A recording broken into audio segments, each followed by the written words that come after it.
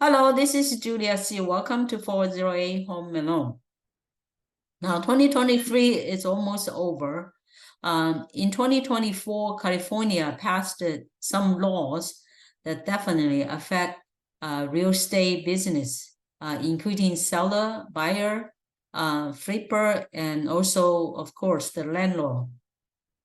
I will go over some new laws summary, and then if you want the detail, you can read the detail or Google the bill number to get more information. So let's go to this is provided by California Association of Realtors 2024 new laws. Now I highlight the few that affect most. The first one is the environmental hazard booklet update. This is when you sell a home. This is required to provide to the seller, to the buyer.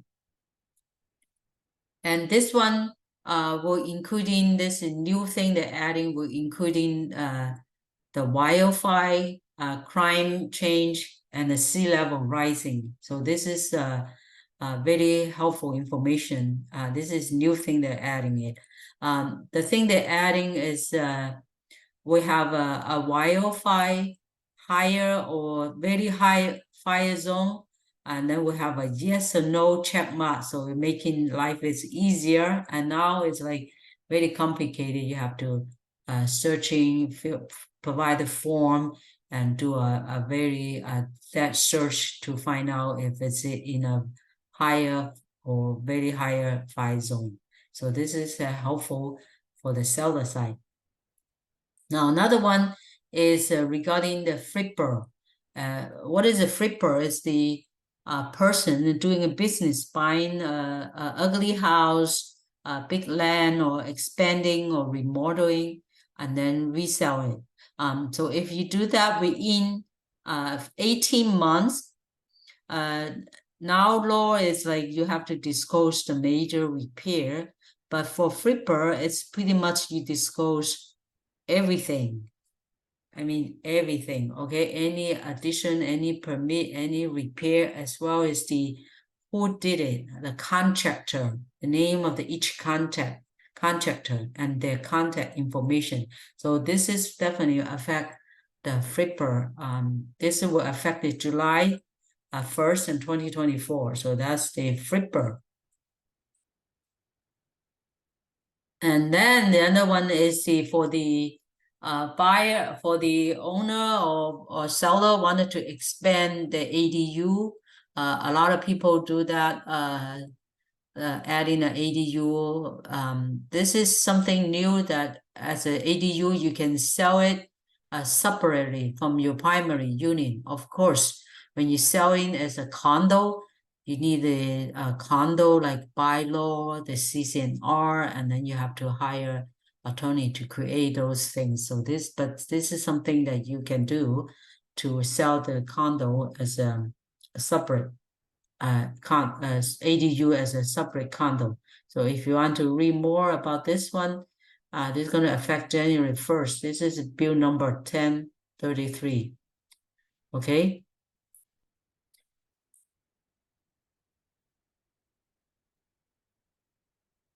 Okay, another one is this is something that's very helpful for people wanted to build an ADU or expand something, that if the state law allow to you build and then the local government trying to delay or causing prohibiting you building it, or because you're not owner occupant it. This one will remove the owner occupancy requirement, but the local government still has the restriction for short-term rental on the ADU. So if you build the ADU for Airbnb, it may not allow from the local agency, okay, local government. So this is law 976. Okay, another one is the now if the local government give you a hard time, but the state law allowed it, but the local government causing a delay or giving you a hard time, you can complain to California Department of Housing and Community Development. So this is Bill 434, and it's effective January 1st. So there's so many of them, they're adding disability. So many law about that. So there's like 2 or 3 page all about that. You can complain.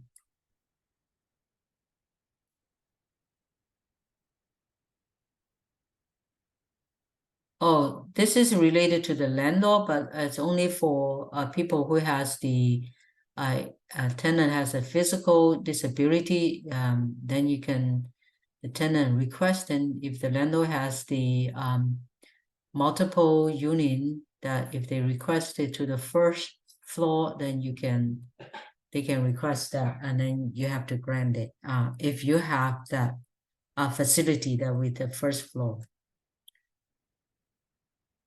Okay, this is next one is the option to provide receipt for the tenant, screen fee and email by email. When you do the application fee or screening fee, you can provide the receipt through email. Now this one is the most to some people that's harder to do is the regarding to the government rent subsidized the like a Section A tenant. So if in the state now, it's the whole state, it's the landlord is a Section A provider. In current law, if you can set like a credit report or credit score that it does not meet to certain number, then you can reject them. However, in this new law, it's not allowed, or you cannot use a credit report. This is going to affect the January 1st.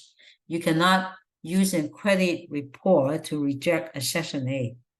Okay, but you can offer, like ask them to provide your ability to pay, like provide some kind of reasonable, they give them some reasonable time and to provide a proof that they can pay, but instead of the credit report. So this is going to be difficult for some people if they don't want to rent it to the Section A. Okay, and then the next one is the landlord cannot refuse the tenant to move their bicycle or small things into the unit. Some landlords say it's dirty, the bike is dirty. Do not allow them to park the bike inside the unit. This is not this law will not allow landlord to do that.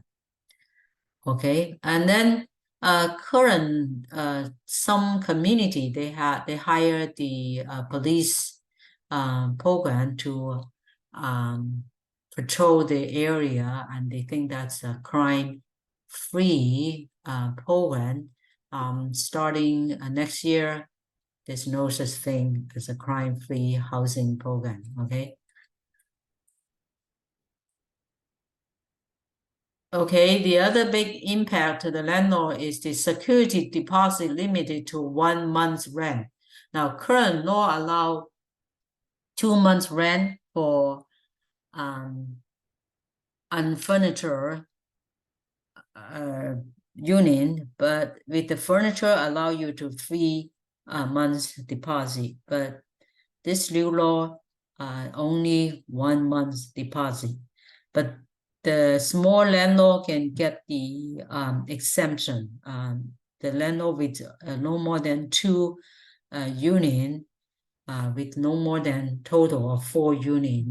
If you have like a 4-plex, that kind of count like 4 units, right? So for a small landlord, you got an exemption, but most of them will be 1 month's rent.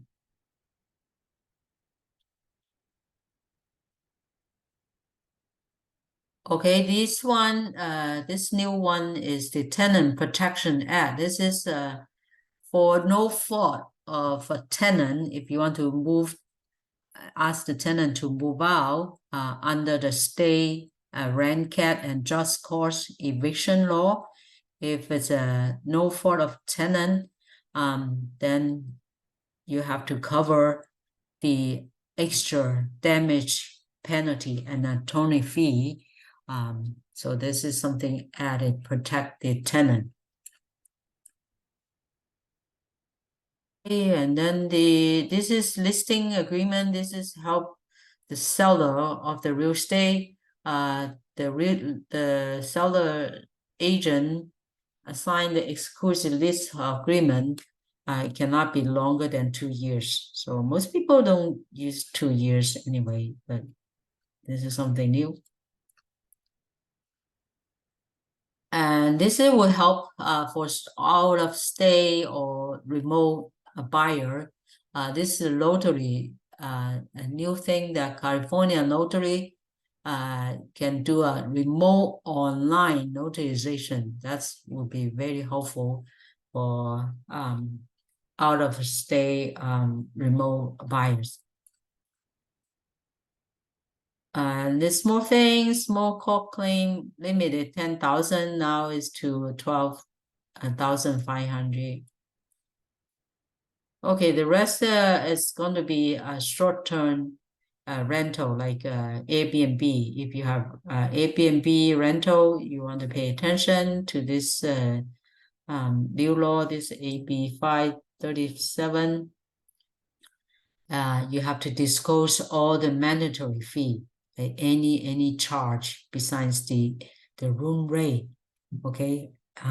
Except the government tax and fees, but all the other fee you have to disclose. And then you also allow them to cancel in 24 hours. So this is for the Airbnb. So that's it. I hope that's helpful. If you want this summary file, let me know. I can send a copy to you, and hope you understand, prepare ahead. It's really tenant protected stay. I'm not a lawyer. I'm just provide this information to give you a summary of the new law and give you a heads up. If any of this would affect your business seriously, you may want to talk to the attorney and look into more detail on each law, and hope that is helpful. I see you next time. Thank you for watching. Bye-bye.